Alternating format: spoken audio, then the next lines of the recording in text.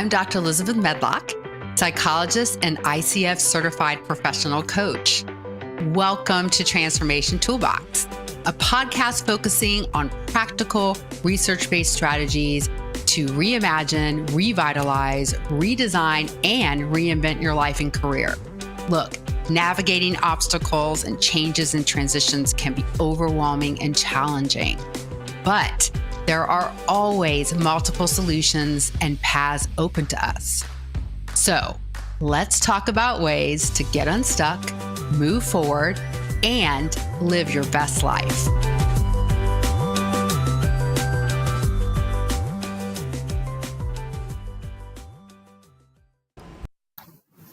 Hi, welcome and hopefully welcome back to Transformation Toolbox.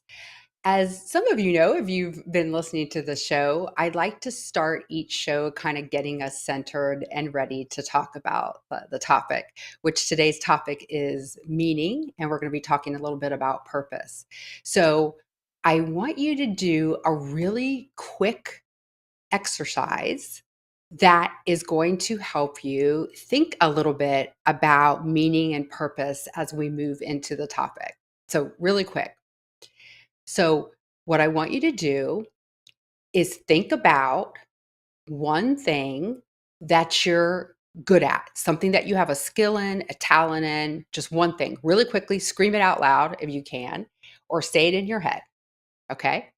The next thing I want you to do is I want you to think about one thing that you really care about. Something that really matters to you. Really quick, off the top of your head, don't think too much about it. Yell it out, scream it out in your head. Okay? You got those two. Now, I want you to put those two together.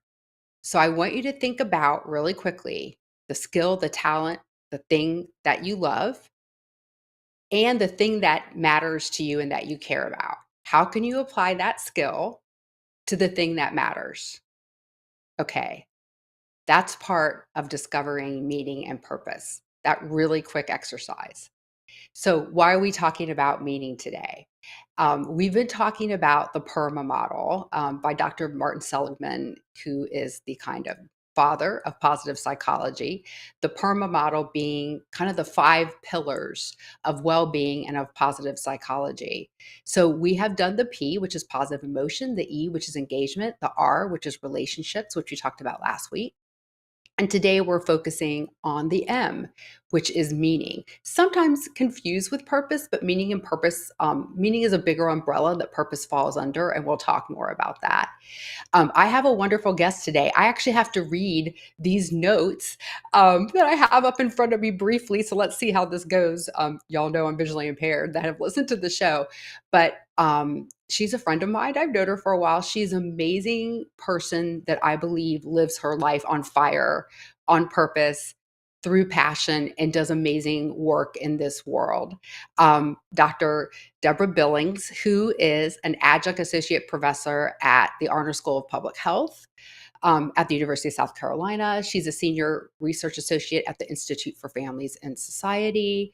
She's also a faculty affiliate in women's studies at the University of South Carolina and also at the Gilling School of Public Health at the University of North Carolina. She co-created Group Care Global, which is to promote group-based health for pregnant and parenting people. She works all around the world globally, dealing with contraceptive access, safe abortion, prevention of gender-based violence, and she, of course, works on the group-based prenatal and postpartum care. She has consulted major organizations like the World Health Organization, the World Bank, and the UN Trust Fund for Ending Violence Against Women, amongst others. So I am so happy to have her as a guest today because she's a wonderful human. I'll bring her in after the break and we'll be talking to her. So I want to start talking about meaning. I don't think that we think about meaning a lot, and here's why. When our lives are going kind of in an orderly fashion, from sun up to sunset, we go through our rhythms and routines of life. We get up in the morning, we have a routine. We go to work, we go to school, we stay in the home. Whatever we do, we tend to have routines and rhythms and regularities that take us from day to day and that guides our life through the day. And because we do that and we have a sense of order to the chaos in the world through these daily rhythms and routines, that creates some meaning in and of itself. So I don't think we think a lot about meaning until things change, until there's a trauma, until there's a tragedy, until there's a change in our lives, until the world feels like it's on fire and chaos, which it does right now, until things feel unstable underneath us, like the world is shaking, we start to think about meaning. And I think that's why I've been, listening to podcasts, looking at stuff on YouTube. I take a lot of stuff in all the time, and I hear more and more, not so much about meaning, but about purpose, which I believe we're getting sidetracked a little bit about purpose and finding our purpose, which is important. But I think the why we're turning to purpose right now, in these uncertain and chaotic times, is to find some sense of grounding and routine and regularity in our lives. But I really think it's about meaning. So, what is meaning? I think we hear that term a lot. What does it all mean? But I'm going to talk to you a little bit about how researchers, when they're studying meaning, how they define it. So, there's a definition of meaning, and it has three parts. Purpose is one of those parts. So there's three parts to meaning. The first part to meaning is having a sense that what you do in your life, your contributions matter to others and to yourself. So a sense of what I do matters, my contribution matters. And moreover, the things that I do have some kind of positive impact or positive effect is part of meaning. The second part of meaning is having a sense that your life is in order, that your life has this kind of makes sense kind of thing. Like it all kind of is gelling for you. It comes together. There's a rhythm to it and it makes sense. That's the second part of meaning, life making sense. The third part of meaning is really what we mean by purpose, which is that we have some kind of action or activity and goal directed behavior where we're pursuing things that are fulfilling goals. So, our pursuit of fulfilling goals, which we define as purpose, is the third part of meaning. So, purpose falls under meaning. And I think that we talk about purpose because it's the easiest thing to get our heads around. When people come to me, they don't say, I've lost meaning in my life and I'm searching for meaning. What they typically tend to say to me is that I've lost my way. I don't know what I'm supposed to be doing. I need to work on my goals. I don't have my goals in my sight anymore. So I think we focus more on a sense of purpose as part of our pursuit of what I really think is that we're trying to pursue meaning. The feelings that you have when you feel kind of disconnected from meaning in your life is that you're adrift. I hear a lot of people say it that way. They feel alienated. For me, I think I don't feel like myself anymore, that something's just off. All those feelings, or even the feeling that you lack motivation. I think a lot of people, they interpret it as lacking motivation, and some of that motivation is, I feel like, people feel like, what the heck am I doing this all for? What is all this striving for? What am I striving for? What am I going for? What is it all for? Those type of feelings and those type of words mean that you have lost a sense of meaning in your life. And I think that's why people tend to say, okay, I got to find a purpose here. It's the most actionable part of it, because meaning and purpose in life, why they're important, why they're a part of positive psychology and one of the five pillars of well being, is because our sense of identity, of who we are, our sense of belonging to the world around us, our sense of agency, which is kind of the ability to take action in our lives, our sense of hope, that we're hopeful about things, all the things that we need to feel okay in the world, to feel like everything makes sense, I make sense, what I'm doing matters, is part of having meaning and purpose. And they're all so fundamental in our mental health, our physical health, and our overall well being, especially kind of, I think, that hope part that we've talked about before. And I think the important thing in that, getting back to meaning and purpose, comes from figuring out our why. And that's what purpose is really about, is figuring out the why. Purpose is the overarching long-term aims and goals that we have for ourselves.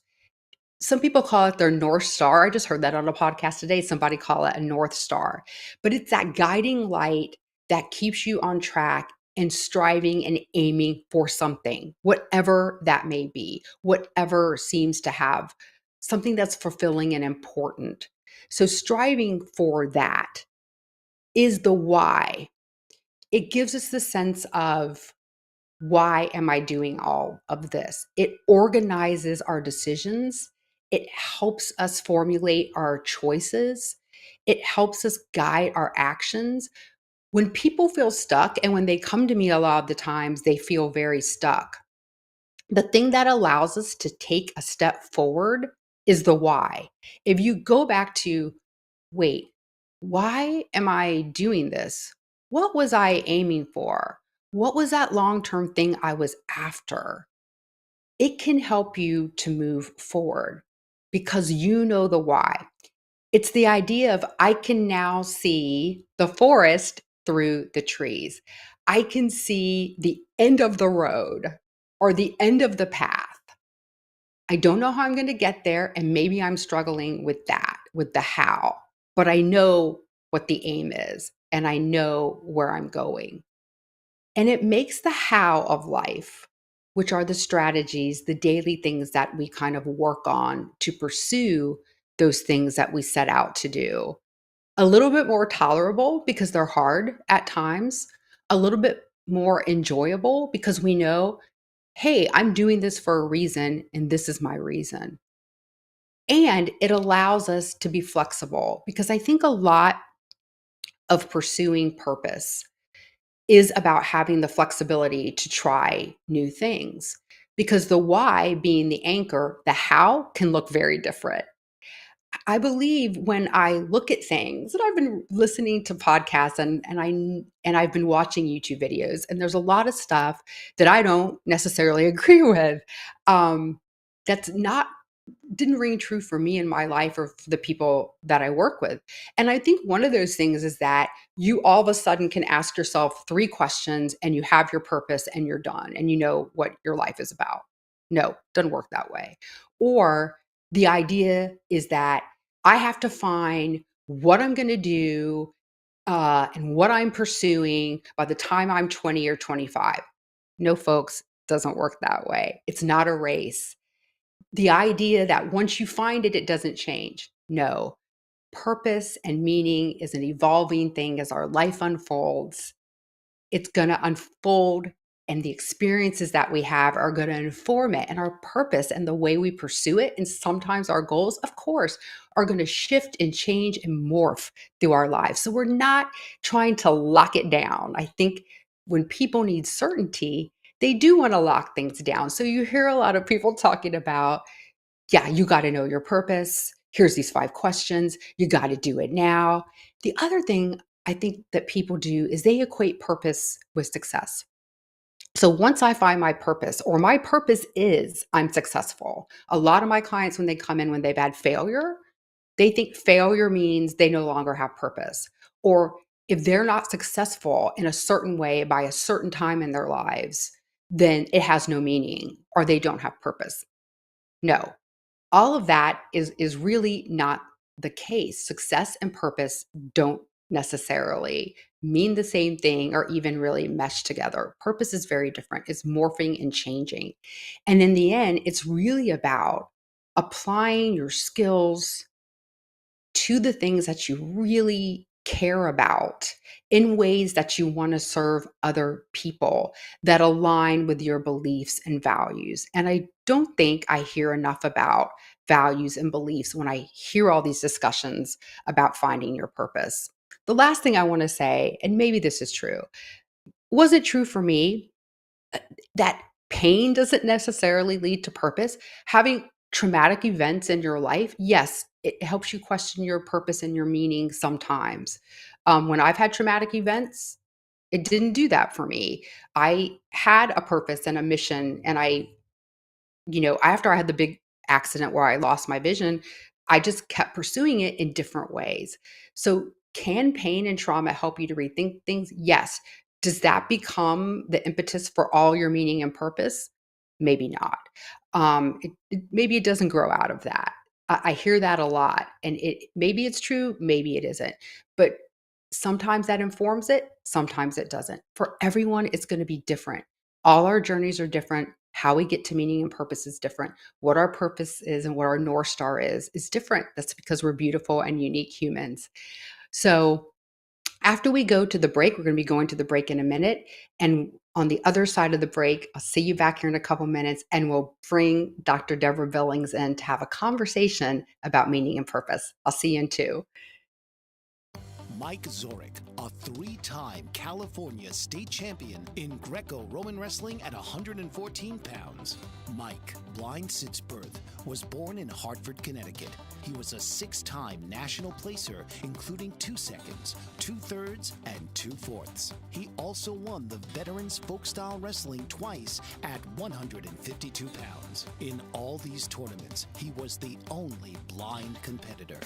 Nancy Zorek, a creative spirit whose talents have taken her to the stage and into galleries and exhibitions in several states. Her father, a commercial artist who shared his instruments with his daughter and helped her fine-tune her natural abilities, influenced her decision to follow in his footsteps. Ms. Zorek has enjoyed a fruitful career doing what she loves. Listen Saturday mornings at 12 Eastern for the Nancy and Mike Show for heartwarming stories and interesting talk on the BBM Global Network.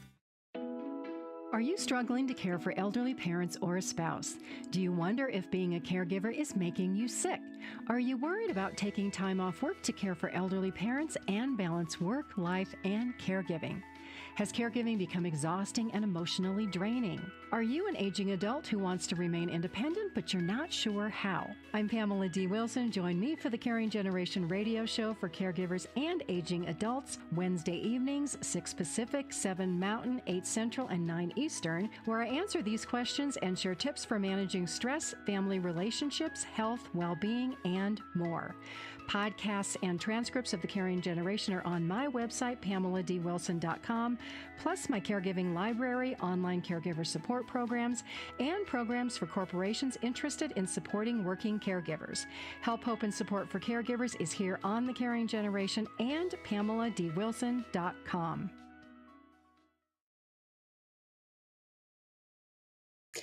Hi, everybody. Welcome back. I am thrilled to introduce Dr. Deborah Billings, who I just called Debbie. I said at the beginning of the podcast, she's an amazing human. And I think she lives her life with such meaning and purpose and passion on fire. And she has made amazing changes in the lives of so many people globally, and is so focused on her meaning and her purpose that I wanted to bring her on to talk about that. So I'd like to welcome Dr. Debbie Billings to Transformation Toolbox. Thank you Hey, so Debbie. much. I'm really humbled to be here. So thank you. This is amazing. Yeah. Can we just be Debbie and Beth for this conversation? Do we Yes, have to be? please. Oh God, please. Absolutely. Yeah, it's like, absolutely. Happy Pride, by the way. Absolutely. So yeah, it'd be weird for us to like use formal Yeah. No terms need. together. We've known each other No for a need. while. Yeah. So I'm wondering of you as a child. I've never asked you any of these questions. So Yeah. the young Debbie, how did you begin to realize formatively, this is what I want to do? this is what I'm on fire for. This might be my purpose. Where did you get an inkling of that, and who influenced you Mhm. in those times? So I love this question because I love talking about my grandparents and especially my grandmothers. I think it's they in my life have been so formative, so influential. So I grew up in Pittsburgh, in a working class family. My dad was in the National Guard, and my mom, helped prepare people's taxes. And three of my four grandparents arrived on the boat from Ellis to Ellis Island from southern Italy, from a rural area near, well, two of them from rural area near Naples, and one from Calabria in southern Italy.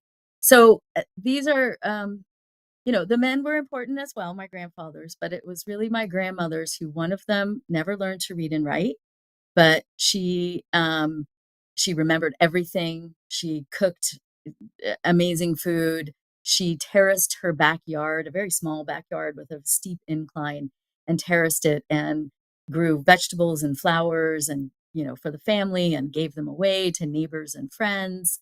And she taught herself how to speak English. And people would say, "Oh, she speaks broken English." And I would always correct them. Even to this day, I'm like, there's nothing broken about it.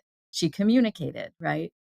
So just really strong people, right? And my other grandmother, she came when she was very young for lots of reasons. She left home when she was very young for several reasons. And when she met my grandfather, who was not Italian, thus the last name Billings, um, she ended up raising three sons. My grandfather was off to wars in several places, and she figured out a way to keep their home and have people living there to help pay the mortgage in a time, y'all, when women weren't allowed to sign for credit. Women weren't allowed to solely own property and have their name on that. So the ways in which my grandmothers figured these things out, I just am in awe of, really. And so I think about, you had asked Beth about strengths and skills. And I guess when I reflect on this, I think about kindness, thinking about and doing for people who, not just people in need, right? We're all in need. We all need friendship and solidarity and connection and to be supported at one point or another. And, the value of always having food on hand when a guest arrives. And we're always encouraging in our home, just not, just come over. We're on the porch, and people rarely do that though, these days, just drop by. Um, I think growing up in a family with a lot of compassion, but also a lot of passion, where people would misinterpret it as conflict.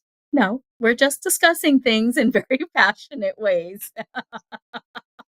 Yes. And and I appreciate that, because we can get fired up, right? But have that ability to disagree and come back and go, all right, we got to work this out.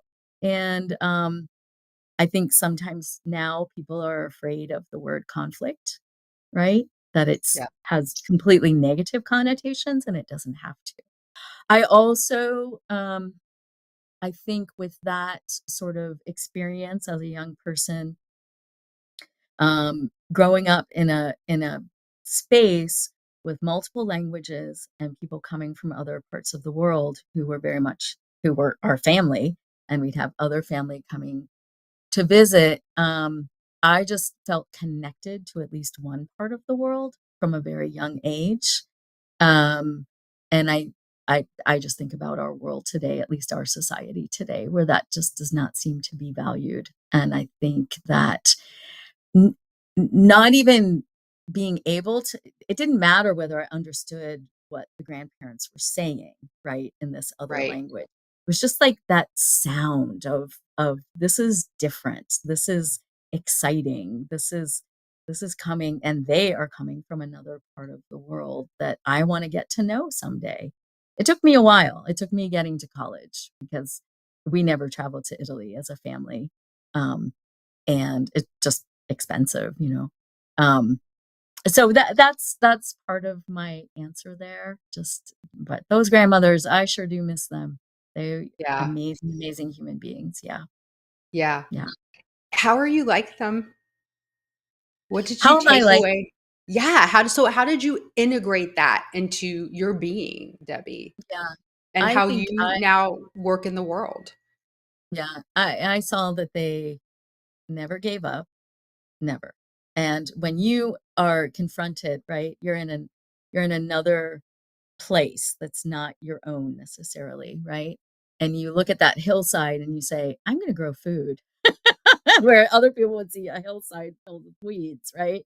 Like, I'm going to start piece by piece, little by little, scraping away at what needs to be done and creating something really beautiful out of that. And so I think the way I've integrated that into my life is I've put myself in a lot of different situations. For example, my dissertation work was in Guatemala while the civil war was still taking place, and then in refugee camps in southern Mexico. And I lived in several camps, and people sort of adopted me, and I lived in their grain storage area and all kinds of. I mean, I can go on and on.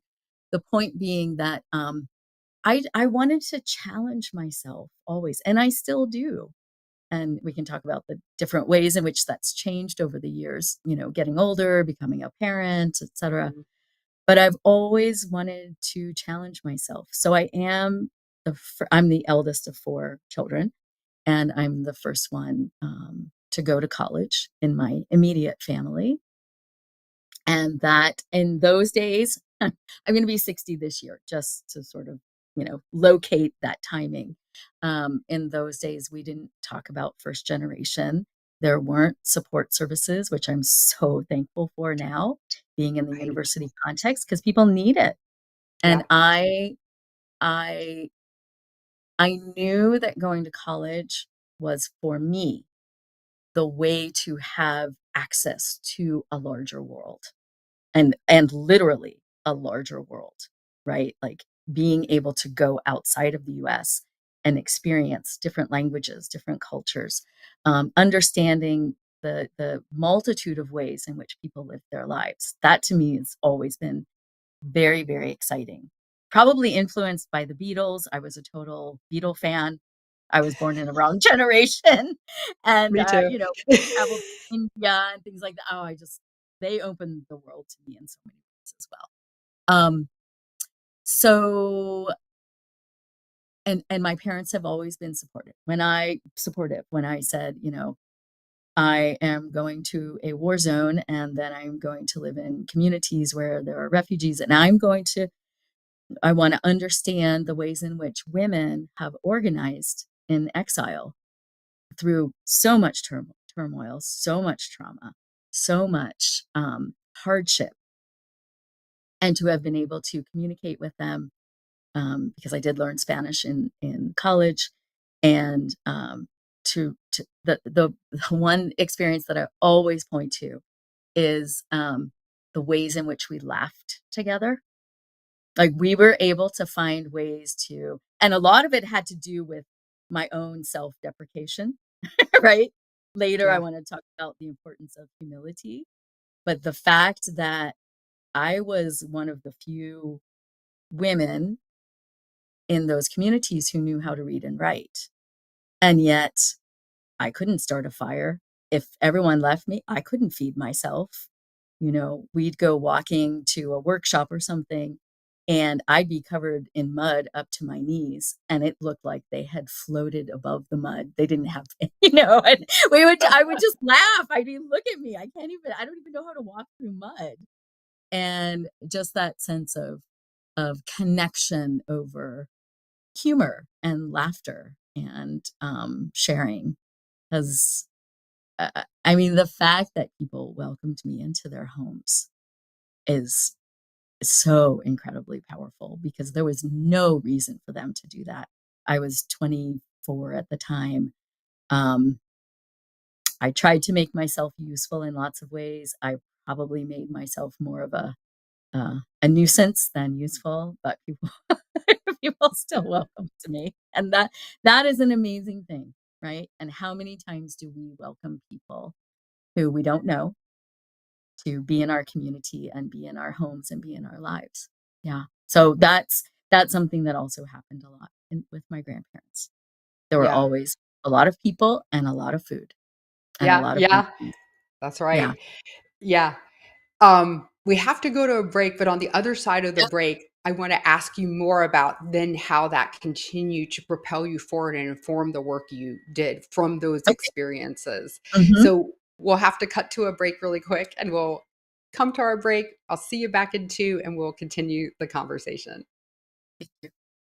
Dr. RC will share extraordinary resources and services that promote educational success, as well as making a difference in the lives of all social workers, as well as the lives of children, adolescents, and teens of today. She will have open discussions addressing many of the issues that we face about our youth and how being employed in the uniquely skilled profession of social work for over 18 years has taught invaluable lessons through her personal experiences. She will also provide real-life facts, examples, and personal stories that will confirm that why serving as a child advocate is extremely beneficial when addressing the needs of the whole child. Listen live to Dare to Soar, Saturdays, 10 a.m. Eastern on the BBM Global Network, and tune in radio as Dr. RC will provide thought-provoking information that will empower, encourage, and strengthen students, families, and communities across our nation. You can also visit her at soarwithkatie.com.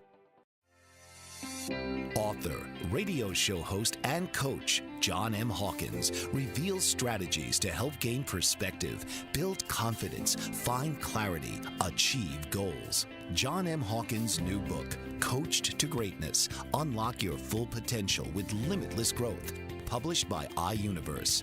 Hawkins reveals strategies to help readers accomplish more. He believes the book can coach them to greatness.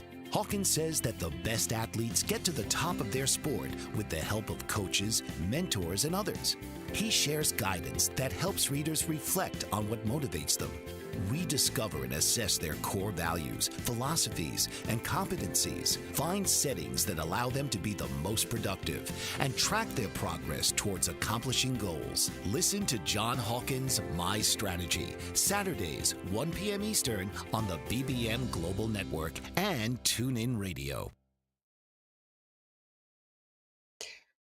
Welcome back. We're talking to Dr. Debbie Billings. And Debbie, you were talking about the themes I hear coming up are openness, connection, relationship, Mhm. bravery. You're brave as hell. Um, allowing people, I think allowing people humility, um, allowing people to influence you and shape you. So from those early experiences when you first went and lived and worked among all these different folks, what then kept propelling you forward? Like what gave you meaning and purpose and how did you then begin to shape that from experience to experience, from adventure to adventure? Yeah.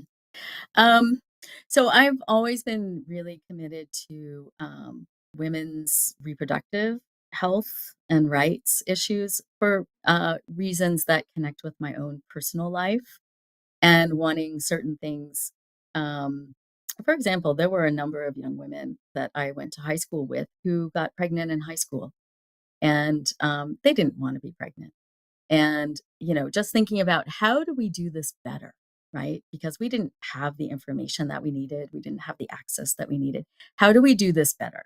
What can I do in my life where this doesn't happen again? Of course, being realistic as well, of course, it's going to happen again and again.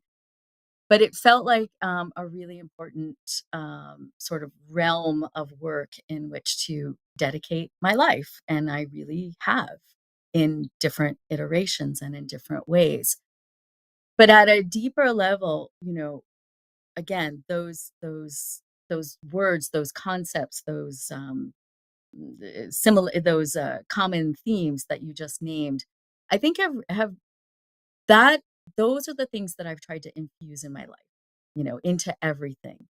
The importance of listening the importance of really hearing people, to engage and be in community. And some of that might sound really cliche, but I think that we live, at least in the US, or at least sub pockets of the US, we live in a society where putting those kinds of things into action, putting that meaning into action, feels like swimming upstream a lot of times, right? And there are moments where you get stepped on because of that.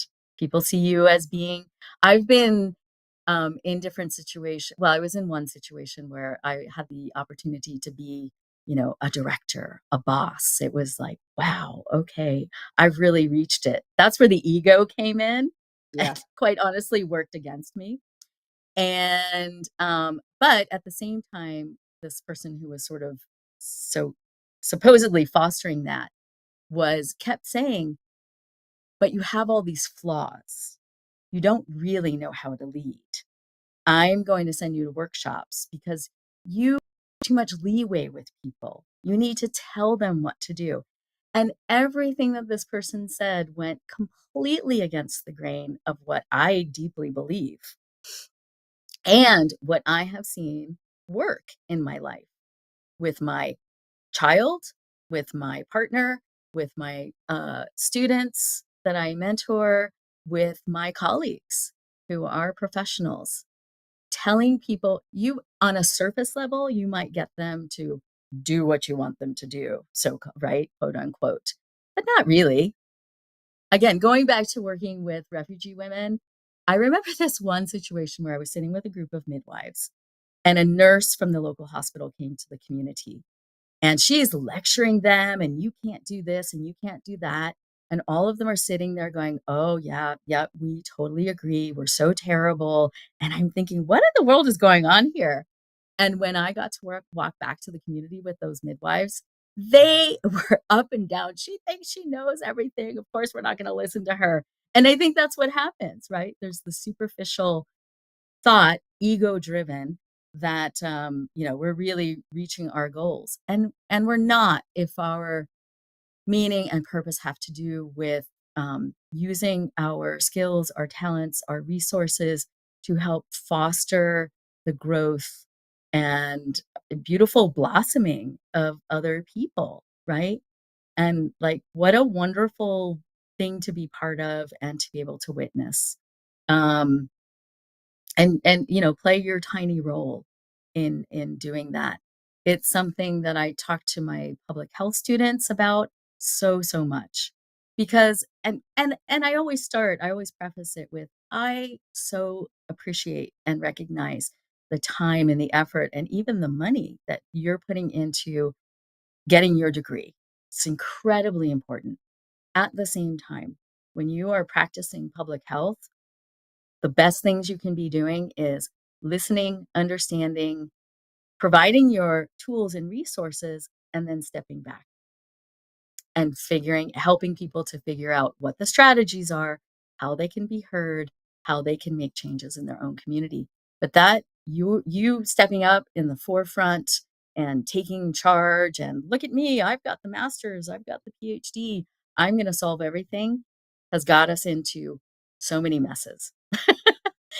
I, we can look at that time and Yeah. time again. So I think that those are some of the ways that I've tried to put this into practice.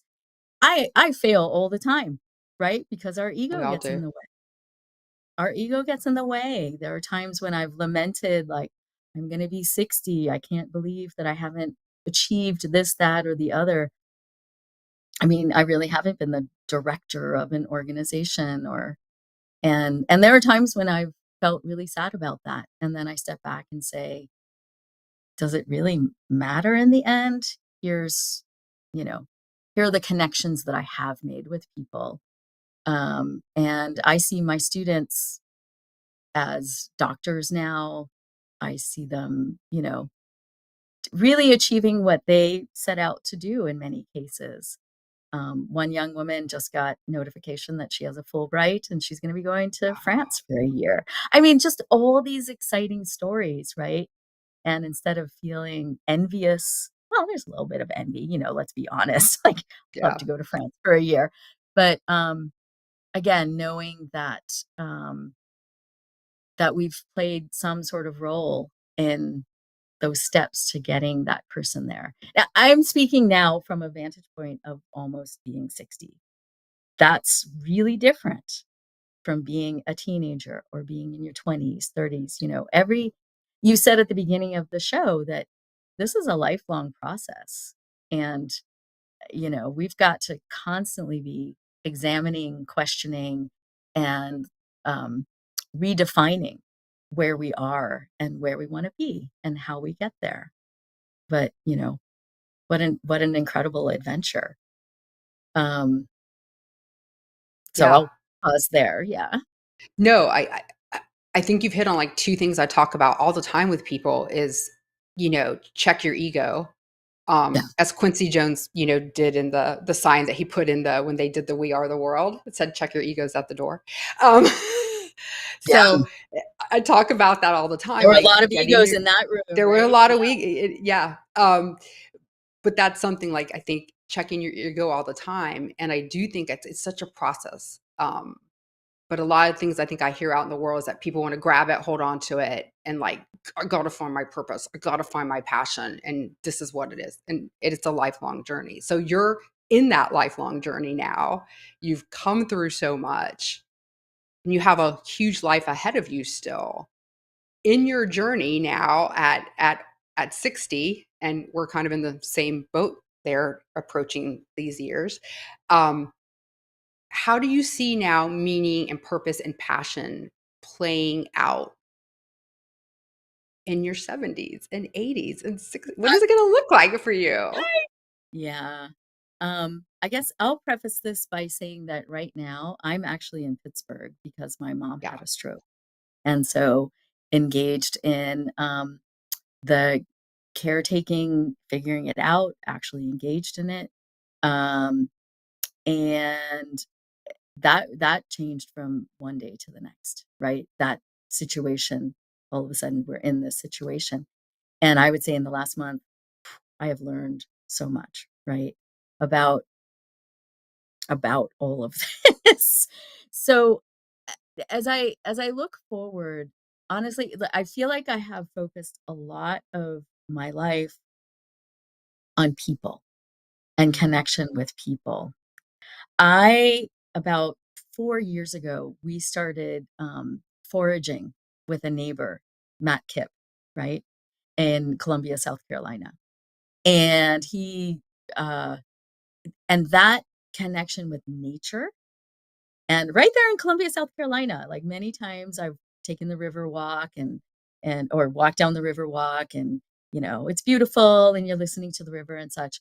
But to be able to go to a deeper level and be with someone who is so knowledgeable about nature and identify actually what's edible, right? Right there, a lot of people see them as weeds, but what's edible there?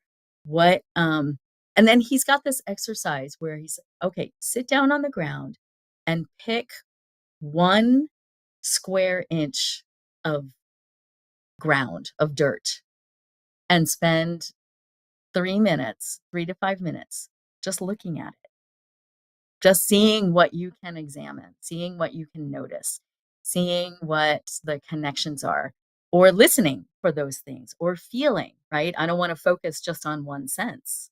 Um, Experiencing it in whatever way you want to experience it.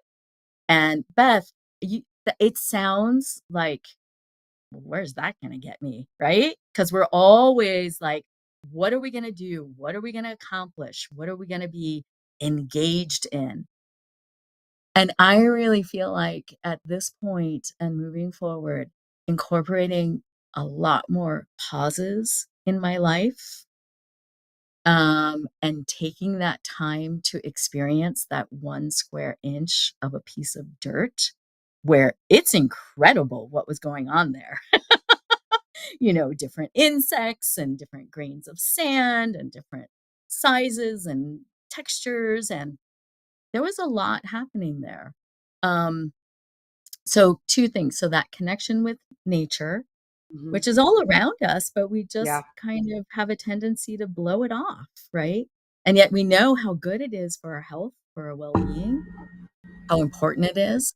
And then that um incorporating a whole lot more pauses and just sort of, okay, and I honestly feel like this has been so important to me in this all of a sudden caretaking role of being able to go, okay, I'm feeling a wave come upon me. I need to take, 2 minutes and just connect with my breath and breathe.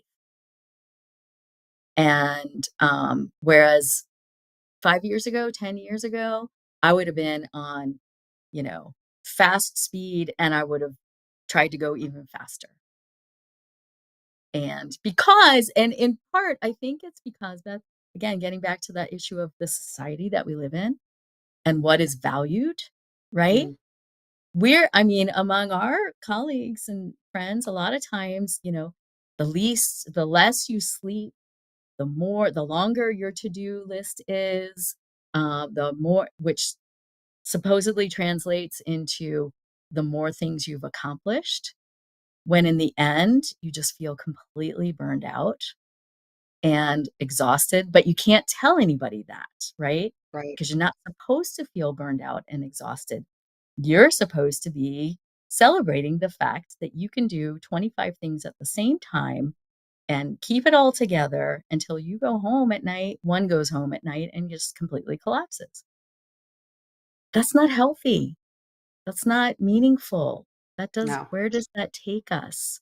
Nowhere. So, for 3 years, and this started during the pandemic, um, I created and taught a class at the Honors College at University of South Carolina on mutual aid, and it was a service learning class, and it was so powerful. I still hear back from students of, how, again, how meaningful that was, because all of the messaging was around not just self-care, but mutual care. And how do you do that? And why is that meaningful? And then at the end of class, I would always give them this list. It's um, uh, m- mindful action versus sort of destructive action. It's got a different set of labels. I'm forgetting. But I remember one student going through the two lists and she looked up at me almost in a panic and she said, I don't have a single thing that I can check on the side of mindful, caring um, actions that I take. I'm always rushing. I'm always trying to do more. I'm always adding to my list. And I honestly, and this is a 21-year-old honors student, I feel burned out. And I said, that's exactly what you can't do right now or ever in your life. So again, how does this lead back to meaning and purpose? To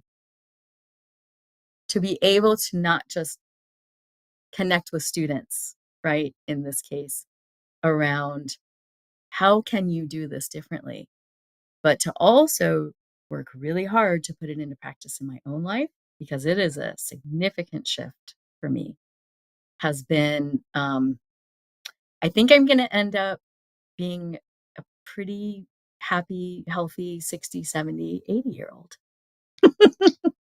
Good. maybe even Good. 90. Yes, let's go for 100. Hell. Let's go for 100, 100. right? Let's go for 100. Let's go for Yeah. 100. Well, we have to end our conversation, but I could have you on every week. Um, I'm just so happy that you're in a place of the pause and that's where life has brought you to that beautiful place where we can just step back. I think life forced me into that a little bit with my disability. Like it slapped me in the Yeah. face literally, and I Yeah. have to pause to be in this Yeah. world in my body. But that was hard. That was a hard transition and not a gradual one. But I hope we all end up there in that place of appreciation for the world around us, for people around us, for nature, for the simplicity and beauty of everything, and being able to breathe in that space and just be like, life is awesome yet hard, and the journey is always surprising and interesting. Yeah. And Yeah. thank God we're in it, because Yeah. we're in it. And And know that you're creating a foundation for people that come after us, Yeah. right? It's carrying on that, creating spaces and dynamics where others are able to carry on that purpose and meaning, I think is so important. So it's, again, it's not just centering ourselves in this isolated box. Right. It's even thinking about those who come after us who aren't in this world yet even. Right, right, and Mm. you do that. I know your focus and your passion is so much on the mentoring aspect that of bringing up others, and we that's so important. We need thousands of people exactly like you that invest deeply, deeply in that. So thank you for that, and thank you for being with me and being my guest. I appreciate it. Thanks You can for come all on you're every doing. week. Yeah. Okay. Thanks, Debbie. Yeah. So we'll go to the break and I'll see you to wrap up on the other side. See you back in 2. Are you struggling to care for elderly parents or a spouse? Do you wonder if being a caregiver is making you sick? Are you worried about taking time off work to care for elderly parents and balance work, life, and caregiving? Has caregiving become exhausting and emotionally draining? Are you an aging adult who wants to remain independent but you're not sure how? I'm Pamela D. Wilson. Join me for the Caring Generation radio show for caregivers and aging adults, Wednesday evenings, 6 Pacific, 7 Mountain, 8 Central, and 9 Eastern, where I answer these questions and share tips for managing stress, family relationships, health, well-being, and more. Podcasts and transcripts of the Caring Generation are on my website, PamelaDWilson.com, plus my caregiving library, online caregiver support programs, and programs for corporations interested in supporting working caregivers. Help, hope, and support for caregivers is here on the Caring Generation and PamelaDWilson.com. Dr. RC will share extraordinary resources and services that promote educational success, as well as making a difference in the lives of all social workers, as well as the lives of children, adolescents, and teens of today. She will have open discussions addressing many of the issues that we face about our youth and how being employed in the uniquely skilled profession of social work for over 18 years has taught invaluable lessons through her personal experiences. She will also provide real-life facts, examples, and personal stories that will confirm that why serving as a child advocate is extremely beneficial when addressing the needs of the whole child. Listen live to Dare to Soar, Saturdays 10 a.m. Eastern on the BBM Global Network, and tune in radio as Dr. RC will provide thought-provoking information that will empower, encourage, and strengthen students, families, and communities across our nation. You can also visit her at soarwithkatie.com. Hi, everyone. Welcome back to Transformation Toolbox. And I hope you all enjoyed my conversation with Dr. Debbie Billings. Again, I could have talked to her all day. I want to close. And again, as each week, I have an article that dives deeper into these tools and tips that I'm going to go through here at the end of our time together. They're on my website, lifebydesigncoaching.org. They'll be on the front page of that if you want to read more on that. I try to put out a deeper dive every week. So I want to talk about, again, we've talked about meaning and purpose, and I want to go through some of the things that I recommend to people instead of taking a shortcut and thinking that I have to know everything now and I have to grab on to purpose now. But some things that you can begin to explore to move towards finding purpose and meaning in your life. And I think the first thing is, and we talked about this a lot, so I won't go into it deeply, but is to know your skills and your talents and your gifts and the things that you have to share with others, to share with the world. Most of us, I think, by asking ourselves or asking others, what do I do well? What do I enjoy doing? What am I particularly good at? And having a sense of what that is. Back when I was trained in asset-based community development by Kretzmann and McKnight in the early 90s, we did an exercise called Gifts of the Head, Hands, and Heart. And I always think back to that, the gifts of the head, the things that we know that we can share and teach, the gifts of the hands, things that we can physically do, like write or play music. So there's so many different broad skill sets and talents and gifts that we possess that we can share with the world. And I think knowing those, having a sense of those is a first step. A second step is to think about, Debbie talked about the influence of her grandmothers. I was also influenced by the women and the ancestors in my life, and a very strong feminist mother, single mother.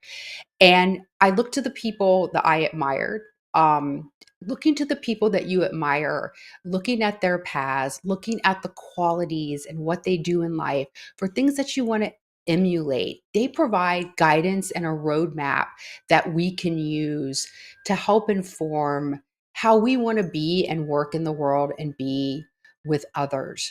So looking to those people that you admire and figure out what are those qualities, those strengths, and those skills that they have that you might want to adopt and develop more.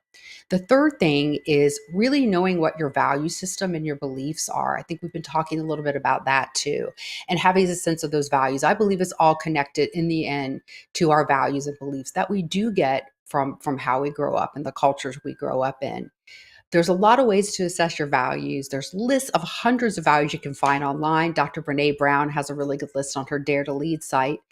But your values really guide you in times when there's no guidelines, or there's no kind of prescriptiveness, that you go back and you think, this is my moral compass, this is what I stand for, this is what I stand against, and this is who I am. And those values will lead us into a sense of purpose and being very clear about what we value. And then also, I think knowing those values and knowing that skill set is being able to understand what we care deeply and passionately about, what is really important for us. And that goes back to, like, what am I on fire about? And that might change as you grow and change and develop. For me, it's changed over time, what I'm passionate about. There's a core of what it is, but it grows and it morphs. So knowing, what do I care about? What do I want to make different? What do I want to change? What if I'm kind of pissed off about that I think could be better, that I know I can make better? Those type of things. And look, if you're not sure about it, or maybe it feels like there's so much in the world that we can reach out and want to do now. Look in your backyard. So look in your community, in your neighborhoods, to the people around you, in your families. It doesn't have to be big things. It can be small acts of kindness. But figuring out, what do I care deeply about? What do I want to spend the time applying my skills to? And what's in line with my values? That gives us a sense of purpose. And the last thing I'm going to say is go and test all of this out. Be brave and courageous, like Debbie. And go out there and volunteer and work with people and put yourself into tons of uncomfortable situations where, after you've done all this self reflection, you have to get off your butts and actually go out there and test it out. There are so many different people that need you in your community, your neighbors, your connections, your families, organizations all around you, nonprofit, neighborhood based, community based. There is always a role for you. There is always a plan for you. There are always ways that you can impact the lives of others. So go out there after you figure out all those other things and test it out. You will learn what you love doing, what you not so much love doing, and you will learn about those that you want to serve and how you can best serve them. So again, I want you to go and read a little bit deeper. My article's on my site. Think more about meaning and purpose, and really focus on meaning and purpose. I know it's something we don't talk about. I think we need to talk about a little bit more. And so I hope that you've enjoyed our time together today. Before I leave, I just want to remind you to please join me back here next week, Wednesdays, 1 o'clock. There's a new episode that I'll be launching every week. Next week, we'll be talking about accomplishment. I have a very different view of accomplishment and achievement. It's the last part of the PERMA model that I'll be talking about. Accomplishment kind of ties everything back together of the things we've been talking about week to week. So I hope you'll join me here again next week on Transformation Toolbox. And in the interim, be good to yourself, be in service to others, and fight for the things you care about. See you next week. Thank you for spending this hour with me, Dr. Elizabeth Medlock, on Transformation Toolbox, where we explore ways to reimagine, revitalize, redesign, and reinvent your life and career. Join me every Wednesday at 1 p.m. Eastern on Bold Brave TV, powered by B2 Studios.